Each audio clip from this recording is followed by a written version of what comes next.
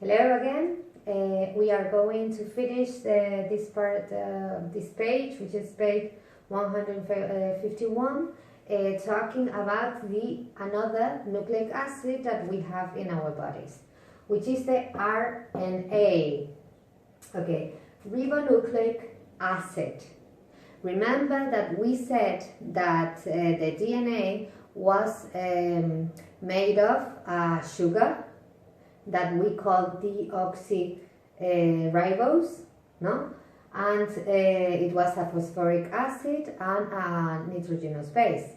So this is going to be mostly the same. You're going to have a phosphoric acid, ¿vale? Phosphoric acid plus and joined a sugar, but now the sugar is not going to be a deoxyribose, it's going to be a ribose, just ribose. If you think about it, if I say deoxyribose, I'm saying that I have just taken one oxygen from the molecule.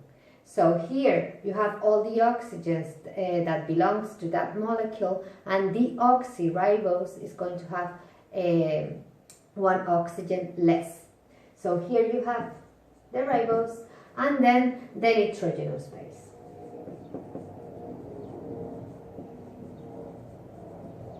Remember that in the previous video I said that the nitrogenous bases were complementary, and we were saying that we have adenine that was going to join to thymine, and guanine was going to join to cytosine.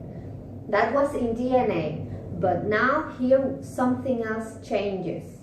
We are not going to have this nitrogenous base in RNA. Remember, RNA, no thymine, and we have a different nitrogenous base that is going to be uracil.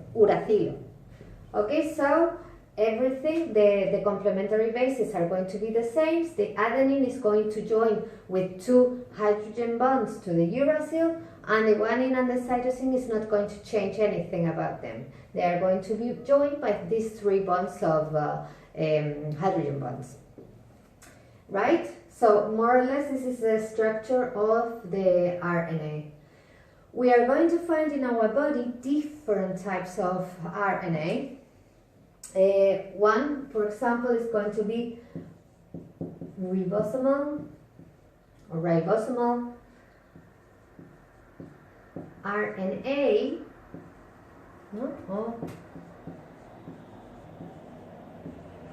No? In Spanish. And if I say that it's a ribosomal RNA, this is going to be formed inside the nucleus, and in the nucleolus is going to start producing a ribosome. Remember that the function of the nucleolus was to produce the ribosomes.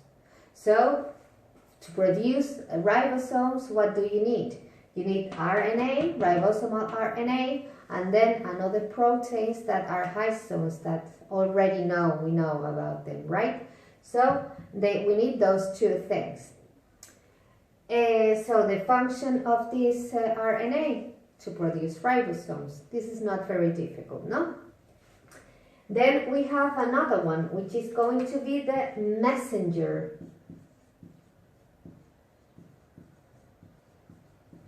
RNA.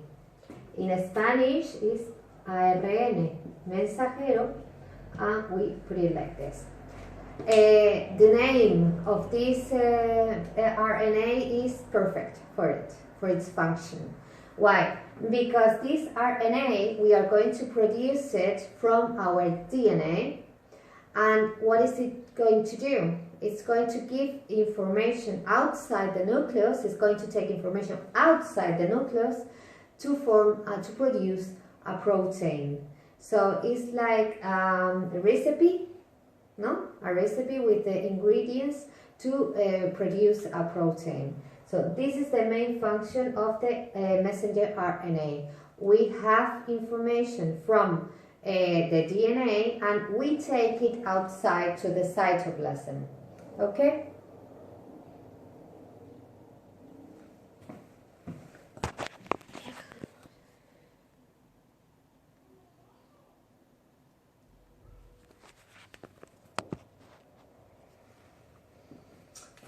Good.